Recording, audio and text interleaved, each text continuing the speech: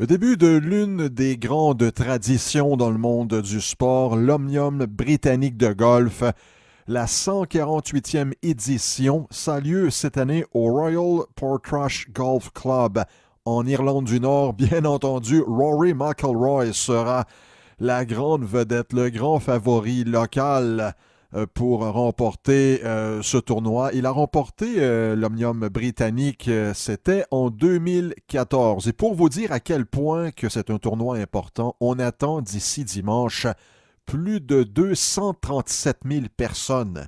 Et lorsqu'on parle de l'Omnium britannique, on parle bien sûr d'histoire. Il y a beaucoup d'histoires reliées à ce tournoi. Vous savez qu'au tennis, eh bien, c'est Wimbledon. Au hockey, bon, on a la Coupe Stanley. Au baseball majeur, la Série mondiale. Dans les autres sports professionnels, bien sûr, on a les championnats mythiques. Course automobile. Lorsqu'on est en Formule 1, eh bien, on veut gagner Monza, on veut gagner également Monaco, les 500 000 d'Indianapolis, le Daytona 500 dans les autres sphères du sport automobile. Mais au golf, c'est l'Omnium britannique. Il y en a qui vont dire, oh, attendez une seconde, le tournoi des maîtres. Oui, le tournoi des maîtres. Mais le tournoi des maîtres, écoutez, ça a commencé au début des années 30. Là, on parle d'un tournoi qui a été disputé pour la première fois le 17 octobre 1860. La guerre de sécession, la guerre civile américaine n'était même pas encore commencée et déjà on jouait à l'Omnium britannique. C'est pour vous dire que c'est pas d'hier là. Alors qu'est-ce qu'on a en tête lorsqu'on pense à l'Omnium britannique? Il y a plusieurs choses. Vous savez qu'au début, ce n'était pas un trophée qu'on remettait, on remettait une ceinture. La ceinture de champion, comme à la lutte, comme à la boxe, la Challenge Belt. Et par la suite, on a eu la fameuse Claret Jug qu'on remet encore aujourd'hui. Ça a commencé en 1872.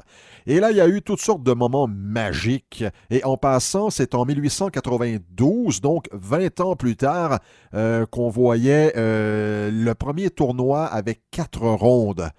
Oui, ça n'a pas toujours été le cas. Au départ, c'était 3 rondes. Alors, les moments magiques ont été nombreux au fil, c'est le cas de le dire, au fil des siècles.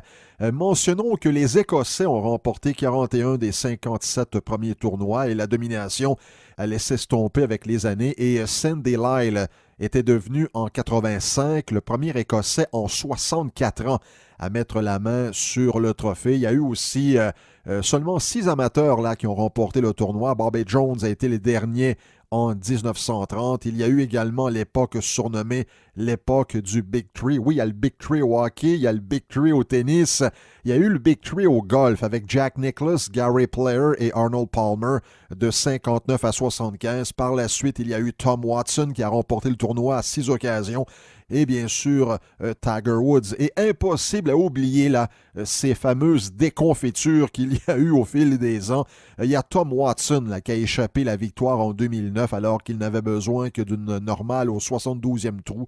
Mais il n'a pas été capable d'aller chercher cette normale et il avait perdu en ronde supplémentaire. Mais il n'y a rien qui se compare à Jean Van de Velde en 99. Ce dernier qui tentait de devenir le premier Français à remporter le tournoi depuis Arnaud Massy 92 ans plus tôt, avait perdu tous ses moyens en fin de parcours. Il n'avait besoin que d'un double bogey pour remporter le tournoi. Il a eu un triple bogey. Tout allait mal dans l'eau, dans les fosses de sable, dans l'herbe haute, dans la roche, dans les arbres. Et ça s'est terminé cette année-là avec la victoire de Paul Lawrie. Alors, est-ce que vous allez suivre ce tournoi unique? À l'occasion même, Mère Nature se met de la partie. On a eu des années où est-ce qu'on avait du vent, de la pluie, de la grêle, il manquait juste la neige. Alors, surveillez ça d'ici dimanche. Ça devrait être un tournoi hautement relevé. Bien entendu, le favori local, Rory McIlroy. Donc, bon tournoi.